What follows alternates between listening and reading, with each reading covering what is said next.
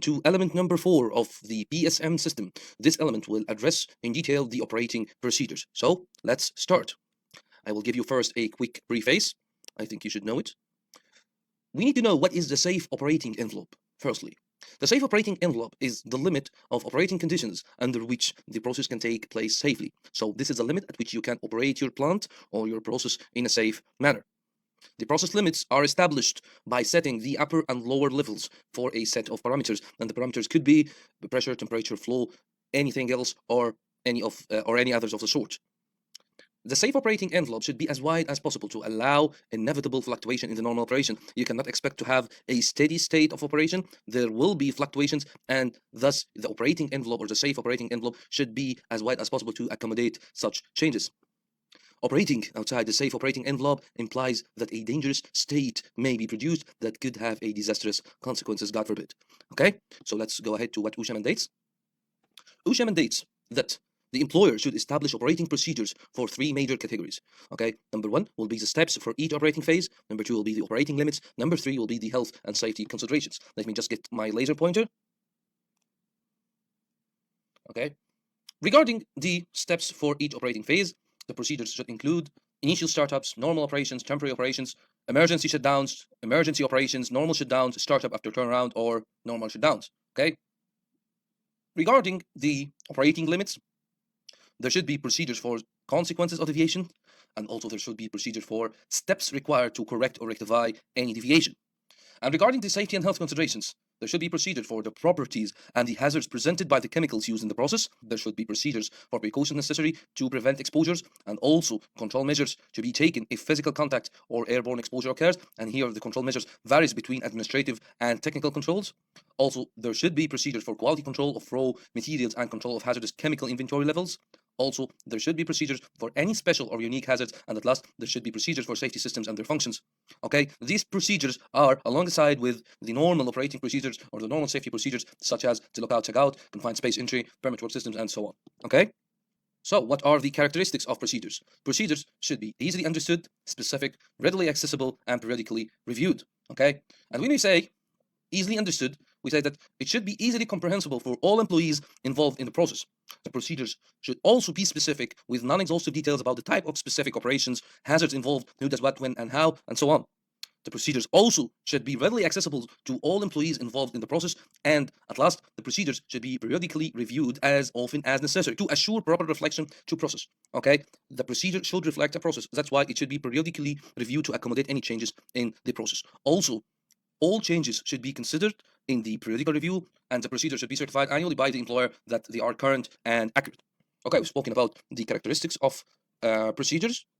Let's talk about the limitations of procedures. The limitations of procedures are, number 1, they are subject to misuse or change. Of course, this misuse could be intentional to serve the best interest of a specific department or a person. Number 2, development of a procedure for every specific operation results in large number of documents. You'll have a lot of documentations and a lot of procedures according to the size and type of your process. Number 3, operating procedures are operator competence based regarding the interpretation and the implementation. And by competence here, we mean that the operator should have enough knowledge, ability, training, and experience to best understand the procedure and to implement it accurately. Okay? Moreover, the operating procedure doesn't count the human error, of course. And at last, the operating procedures cannot address all the potential failures or troubleshooting of the process or equipment. Okay, that's why periodical review here is very substantial, as any troubleshooting or any potential failure that was not mentioned in the previous version of the operating procedure should be included in the next revision. I hope you all gained the best benefit out of this short element, and stay tuned for element number 5.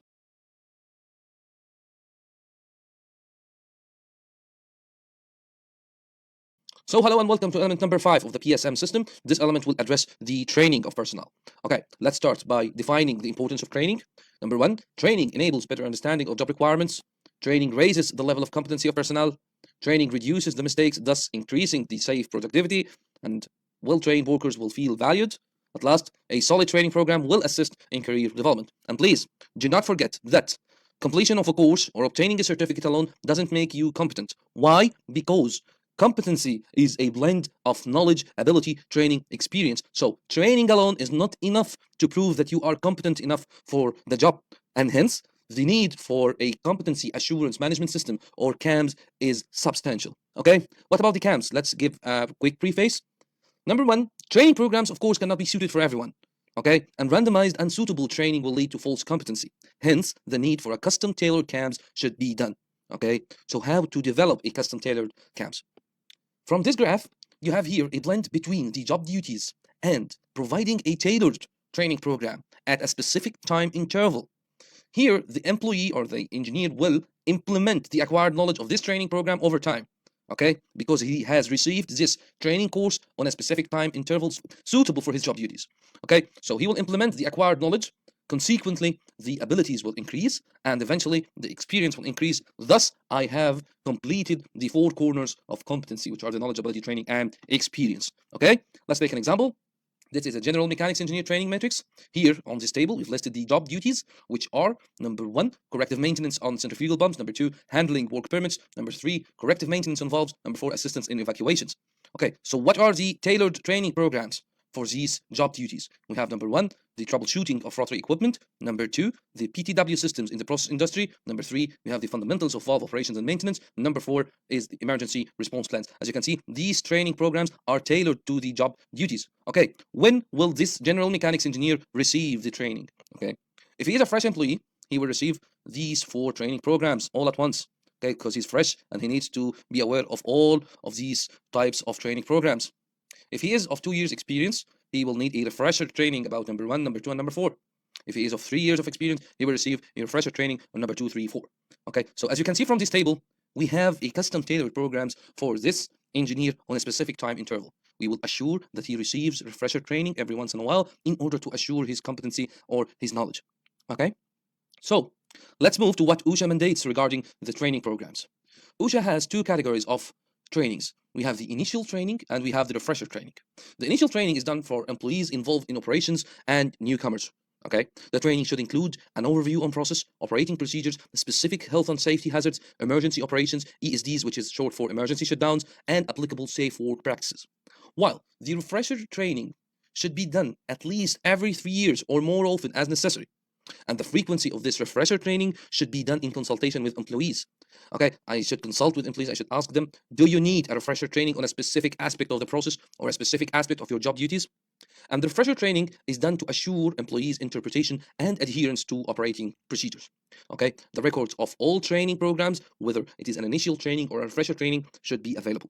Okay, this is a short element. I hope you all enjoy it and stay tuned for element number 6.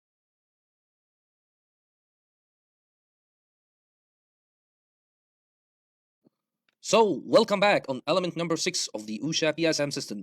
This element will discuss the contractors, okay? So, before we getting started, we need to know who is the contractor.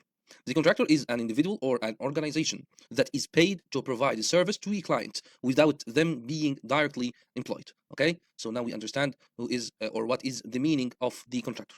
Okay, let's start. Regarding the applicability of this element. This element is applicable to contractors performing maintenance or repair services. It's also applicable to contractors performing turnaround, major renovations, or specialty works, or adjacent to a covered process. While this element is not applicable to contractors providing services which do not influence process safety. Okay, the examples of such services is like janitorial work, food and drink services, laundry delivery, or other supply services. Okay, so what are the criteria for selection of contractor?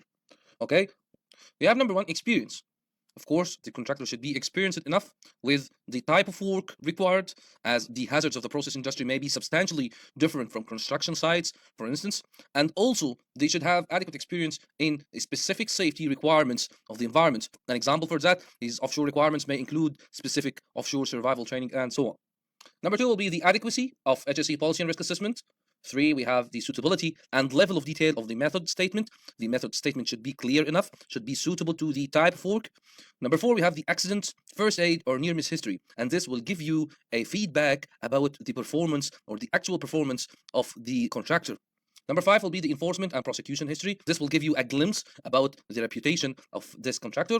Also, we have the method of monitoring the HSE performance. You need to see how the contractor is monitoring his HSE performance, whether he's depending on active monitoring tools such as inspections and audits, or reactive monitoring tools such as accident investigation.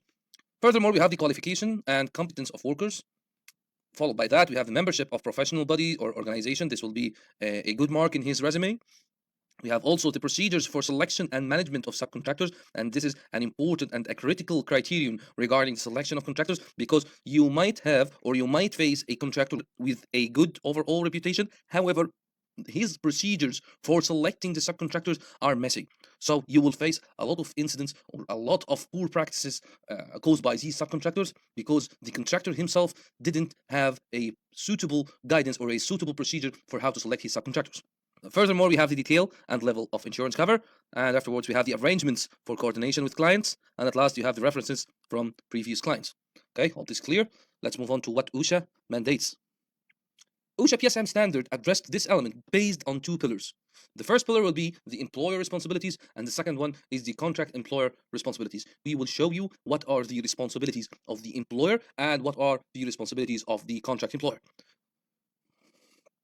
The responsibilities of the employer are: number 1, to obtain and evaluate information regarding the contract employer's safety performance and programs.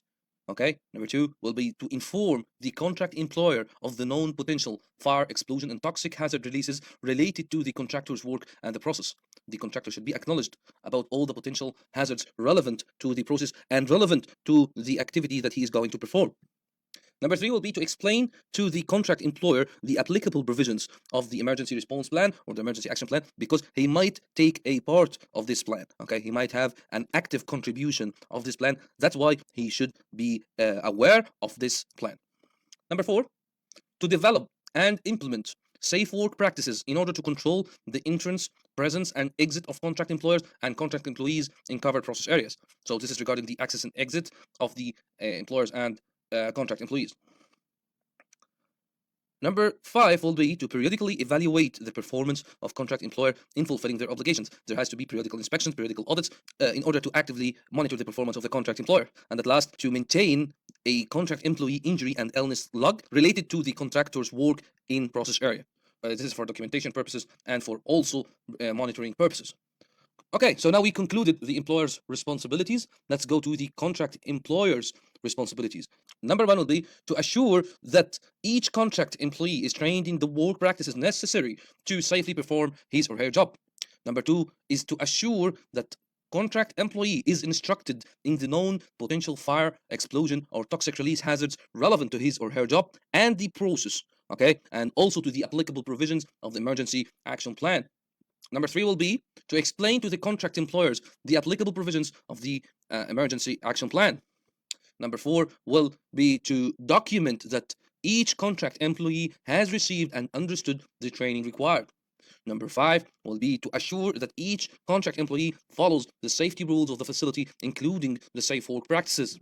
And at last, the contract employers shall advise the employer of any unique hazards presented by the contract employer's work or of any hazards found by the contract employer's work. So, in other words, the contract employer's responsibilities are the reverse image of the employer's responsibilities. Okay? I believe this is clear enough, and I believe this is what OSHA stated and mandated in the PSM standard regarding the contractors. I thank you all for your patience with me today, and stay tuned for element number 7.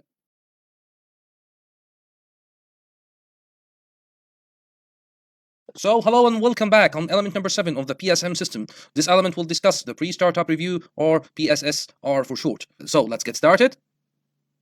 This element is considered to be a quick recap for all previous elements before actually starting up the facility.